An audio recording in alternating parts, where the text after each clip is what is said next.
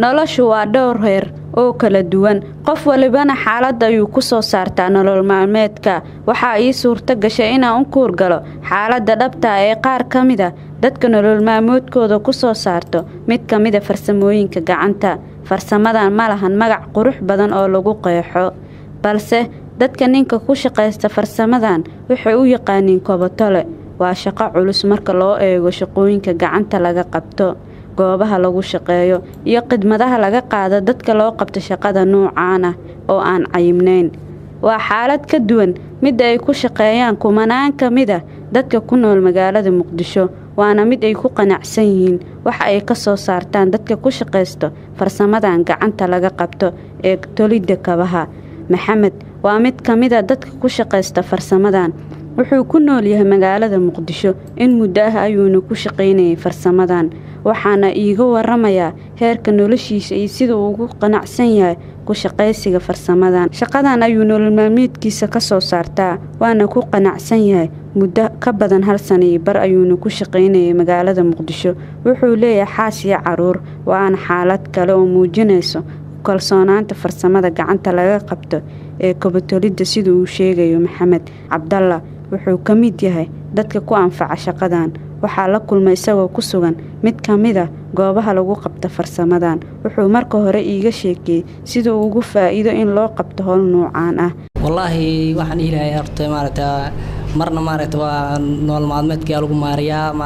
qofkan uu dhiilay intii meel ku dhimay mas'uuliyadda saciibilay inuu nool maalmeedka fikirkiisa intuu galay nool maalmeedka meeshan ku maariba intuu dhiilay fikrad ku soo dejiyay waxaan ilaahay fikradaas oo soo dejiyay hadii kale taa kuna helaan way korba isoo kiclaan fikrad kale si gaari lahayn dadka ma joogo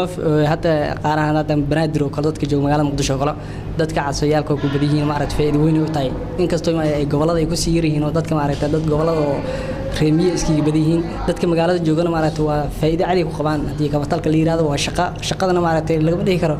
hadid ka faantana waa meel weyn ba sii jirtaa laakiin hadii la faanin shaqada waa shaqo la diiday ma wixii ka dambeeyay burburkii dawladda dhexe ee Soomaaliya waxa luma noloshii heerka dhexe mana jirin dabaqad dhexe oo nololeed taa ayaana muujinaysa dadka ku shaqeysta farsamadan tolidda kabaha ee ku jiraan heerka hoose ee nolosha Soomaalida inkastoo dadka qaar oo aan ku shaqeynin farsamadan ay qabaan in ay tahay nolosha ugu wanaagsan ee lagu noolaado marka loo eego farsamadan dadku waxay u dhaxayaan qaar ku shaqeeya iyo kuwa loogu shaqeeyo taana waxay ka dhigan tahay farsamo siman oo dadku ku wada faa'iidaan Maxamed oo ma ahan dadka ku shaqeysta farsamadan balse wuxuu qabaa in ay ka mid tahay shaqooyinka muhiimka ee ka jira dhulka Soomaalida bismillaah magacayga waa Maxamed Indhacade qodobka maanta taagan ee kabatulista waxa aaminsanahay dadku way kala faruudiyeen aan fikiraanteeda waxa aaminsanahay in ay kabatulista tahay shaqo fiican shaqo wanaagsan dad badan ayaa ku tiirsan nolol maalmeedkooda ku raadsado